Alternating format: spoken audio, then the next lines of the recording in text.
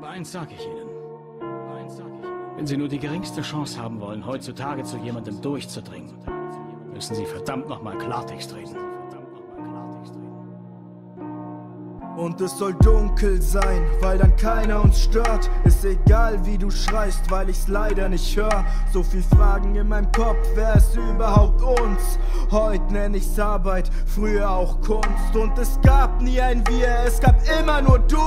Ich war fast am Krepieren, aber dir ging es gut. Schön, hab's dir gegönnt, aber blick ich auf die Arme, musst du dich nicht weiter wundern, wenn ich fick dich zu dir sage. Da steht immer noch dein Name, doch ich streich ihn durch. Bitte stell mir keine Frage, denn es bleibt die Furcht, weil ich weiß, wie du bist, dass du andere.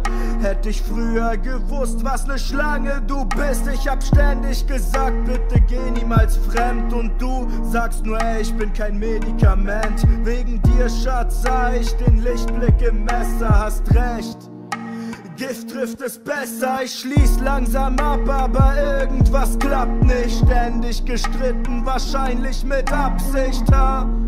Und ich will das nicht mehr, denn egal was wir tun, ist so viel Hass nicht wert. Ich war weg von dir und ich bleibe es auch, denn sich jetzt erst zu ändern reicht leider nicht aus. Bau ein eisernes Haus, in das keiner mehr kommt, denn ich will langsam mehr als nur scheitern im Song. Bitte halt mich, nein verdammt lass mich gehen, denn ich kann, wer ich selbst bin, schon fast nicht mehr sehen. Guck wie unten ich bin, Pillen hier, Klinik da. Guck wie lang ich gebraucht hab, bis ich wieder sah. Und ja, vielleicht ist der Track bisschen unfair, doch um nett zu sein, seh ich längst keinen Grund mehr. Und bitte, bitte, sag endlich du hasst mich, denn ja, ich will weg, doch verdammt Mann, ich schaff's nicht.